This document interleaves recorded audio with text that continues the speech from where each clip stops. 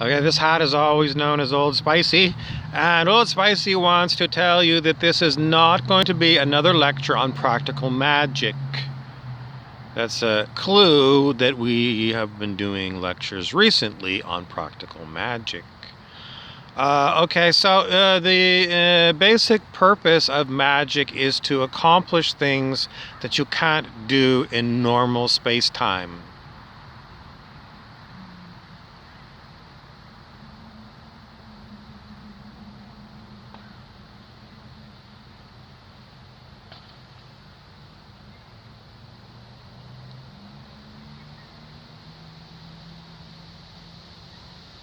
So if it's one man against the whole world, you know, it's much more practical to use magic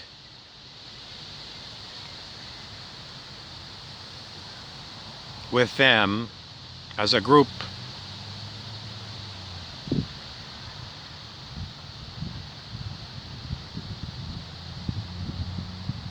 Unless it's not.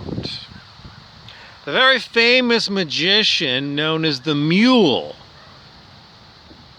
in Isaac Asimov's Foundation series of books.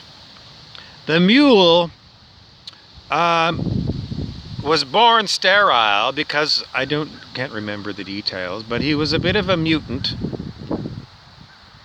And he was born with very strong psychic powers. So much so that he wanted to make himself emperor of the universe.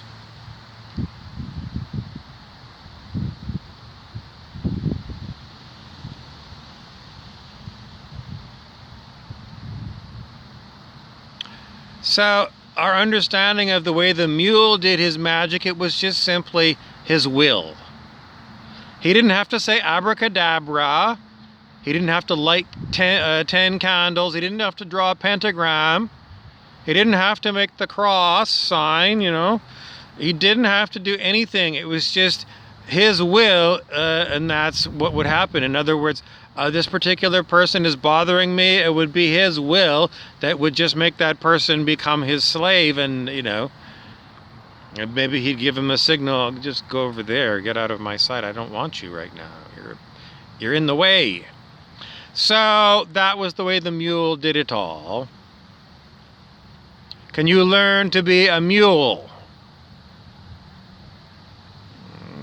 Well, if you read that particular book about the Mule in the Isaac Asimov Foundation series, they might give you a little bit of a biography of how the Mule came to be. I can't remember.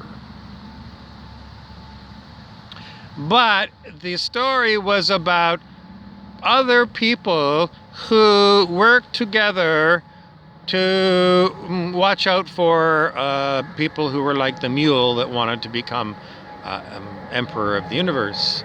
And this group was known as Second Foundation. And the Second Foundation might as well be Hogwarts School of Magic in Harry Potter.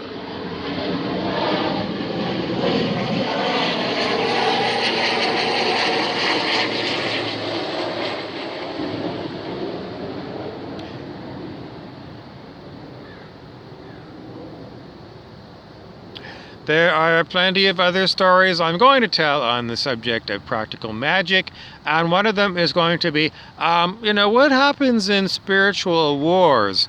And is there a spiritual war going on, or has there ever been a spiritual war? The answer is yes, there is all of these things going on, and it is due to the great lack of personal people who know how to act like they're an impersonal person. There's a little small book called The Impersonal Life. And this book is from a higher power. So when you read it, the higher power gives you a legal case why you can identify it as the higher power and you as the egoic mind. I was This book was recommended to me at a metaphysical bookstore. Mm, What is a metaphysical bookstore? It's just a book that has a lot of spiritual themed books. What's not considered spiritual? Well, let's go with like engineering a bridge. In the Isaac Asimov Foundation series, the people who were in charge of safeguarding the secrets of civil engineering, building bridges, were known as uh, Foundation, or the first Foundation.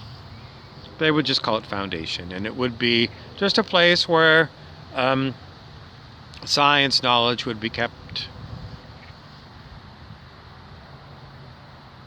Mathematical things, probably.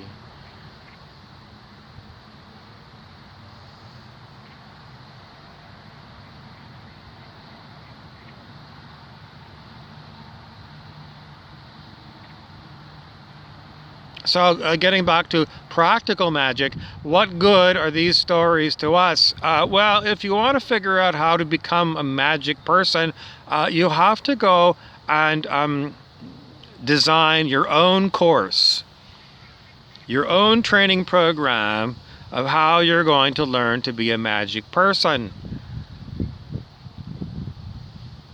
So you're going to have to pick books that might be helpful at helping you understand reality.